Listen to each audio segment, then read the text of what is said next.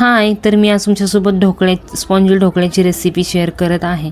तर सर्वात अगोदर मी एक मोठी वाटी बेसनचं पीठ घेतलं होतं. त्यामध्ये मी 2 चमचे साखर टाकून घेतली आणि मीठसुद्धा टाकलं होतं चवीनुसार आणि थोडी हळद टाकून घेतली आणि त्यामध्ये ते थोडं पाणी टाकून मिक्स करून घेतलं. तर गुठळ्या होऊन द्यायच्या नाही आहेत, व्यवस्थित असं मिक्स करत राहायचं आहे आणि लागेल तसं पाणी घ्यायचं आहे. तर अशा प्रकारे व्यवस्थित हलवायचं आहे. तर जोपर्यंत क्रीमी टेक्स्चर होत नाही आहे तोपर्यंत व्यवस्थित हलवत राहायचं आहे.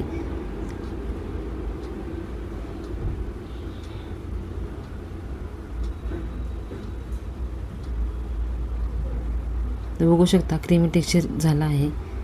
अशा प्रकारे टेक्स्चर झालं की 10 मिनटं रेस्टसाठी ठेवायचं आहे. 10 मिनटं झाकून ठेवायचं आणि 10 मिनटानंतर व्यवस्थित पीठ रेडी झाल्यानंतर त्यामध्ये 2 चमचे तेल टाकायचं आणि जे इनोचं पॅकेट आहे ते पूर्ण टाकून घ्यायचं आहे आणि ते पण व्यवस्थित मिक्स करून घ्यायचं आहे. अशा प्रकारे मिक्स करून घ्यायचं. तर आपलं ढोकळा बॅटर रेडी झाला आहे.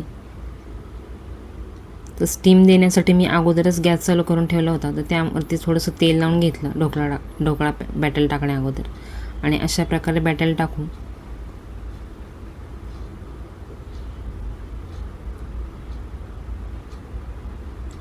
वरतून झाकण ठेवायचं आणि 15 ते 20 मिनटं स्टीम द्यायची मीडियम फ्लेमवरती.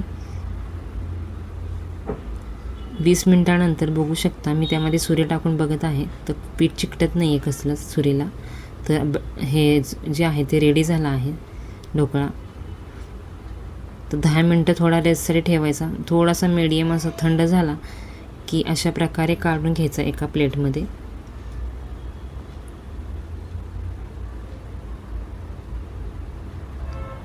त्यानंतर त्याचे स्क्वेअर टाईपमध्ये काप करून घ्यायचे आहेत.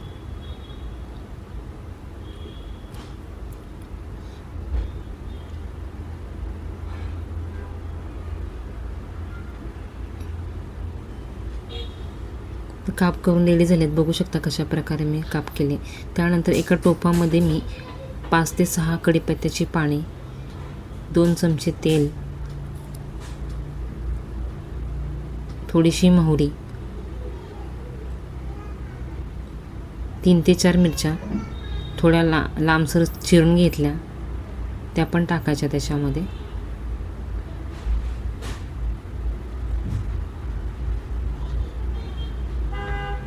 त्यानंतर थोडं पाणी टाकायचं आणि त्यामध्ये 2 चमचे साखर, मीठ आणि लिंबाचा रस टाकायचा.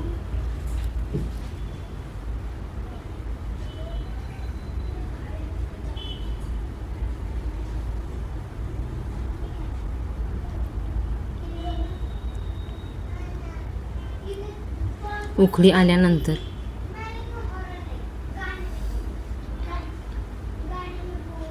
व्यवस्थित शिजून झालं रेडी आहे. तर उकळी आल्यानंतर ते ढोकळ्यावरती टाकून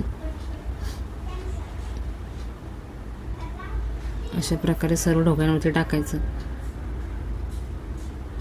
तर आपला ढोकळा खाण्यासाठी रेडी आहे. बघू शकता खूप मस्त झाला आहे आणि स्पॉन्जीसुद्धा झाला आहे आणि टेस्टलासुद्धा हॉटेलसारखाच लागत होता. तर खूप छान रेडी होतो. तर नक्की ट्राय करा.